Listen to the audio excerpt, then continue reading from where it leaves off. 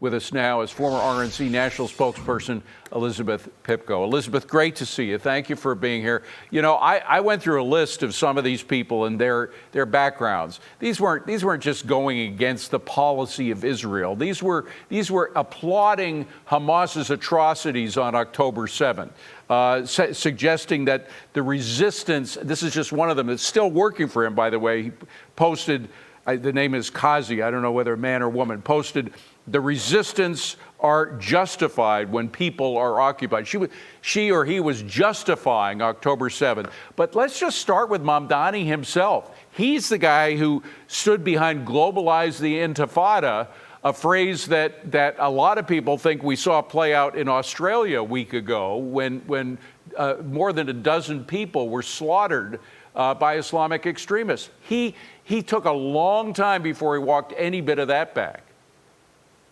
He did, and like you said, this is not a surprise considering the remarks that we've heard from him. I'm actually surprised at the way he chose to defend this. I think that most of us can agree that yes, we should distinguish between anti-Semitism and any kind of criticism of the Israeli government. We should also encourage criticism not only of the Israeli government, but of our own government. That's the kind of free speech that we stand for in America. But like you just referenced, these were not individuals that were criticizing Israeli government policies. These are individuals with ties to Louis Farrakhan. These are individuals who participated in the college encampments where they were, caught either distributing flyers or chanting death to America. These are individuals that celebrated the October 7th attacks, which was not only a barbaric day of terrorism, but Americans were slaughtered that day as well and then held hostage by those very terrorists. These are not individuals that suffer from anti-Zionism. They're not just anti-Semitism suffering individuals as well. They are actually anti-American sentiment suffering individuals. That's the real problem here. These three all go hand in hand. If they have a criticism of Israel, that has nothing to do with what they're doing here in their work in New York City. The problem is that they don't like America and stand against all of our values. Elizabeth, you stated so well. It seems like they don't like America. Some of the folks that have been flagged by this report from the Anti-Defamation League have ties to groups like Students for Justice in Palestine, another group called Within Our Lifetime.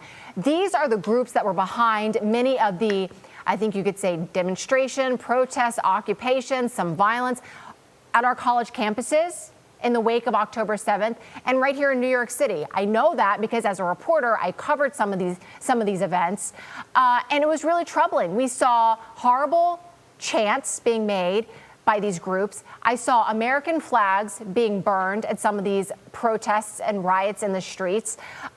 What kind of concern should folks have in New York City knowing that their mayor-elect, who's going to be sworn in on January 1st, is picking people that are affiliated with these groups to help him transition into office? Well, I think the concern for me, honestly, is that folks knew this when they elected him. They voted for him.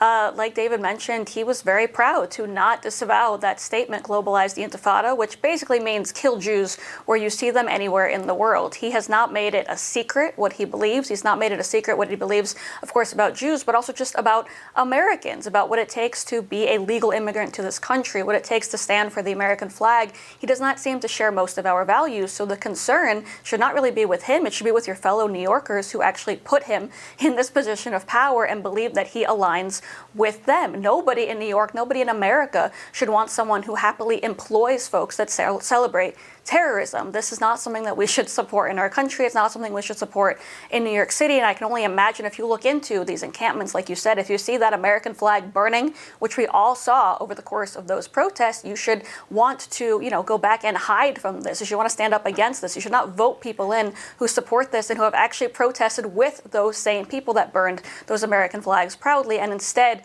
they have elected him into office in one of the most important cities in the world. That is my real concern here. Well, and part of his job as mayor is just going to be able to keep the trains running, keep the streets clean, and keep the streets running. And a lot of these protesters have occupied the streets. They occupied Grand Central Station, one of the busiest commuting hubs in the world. They occupied it several times, and I'm just wondering, the police commissioner that he hired is the one who did a damn good job lowering crime in Manhattan, Jessica Tisch.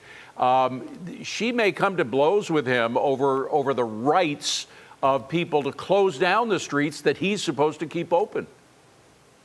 I can only imagine that that's what's going to happen. Like you said, Commissioner Tisch did an incredible job. People are very, very supportive of her in New York. I've heard nothing but positive reviews. So it's going to be very strange to see that happening. We all support peaceful protests. We all want that to remain a core American value, but nobody wants folks in the streets that are actually terrorizing those just trying to go about their day or making it feel unsafe for Jewish Americans, for example, to cross the street or go into their college classrooms, because that's what was happening over the course of the last 2 years. I'm going to be very interested to see that fight take effect, but I can only imagine, considering those that put Zohran Mamdani into office, he will stand with them before he will stand for the safety of New York. When quality of life deteriorates, people have a way of going against their ideology in favor of their kids being safe and themselves being safe. Elizabeth Pipko, great to see you.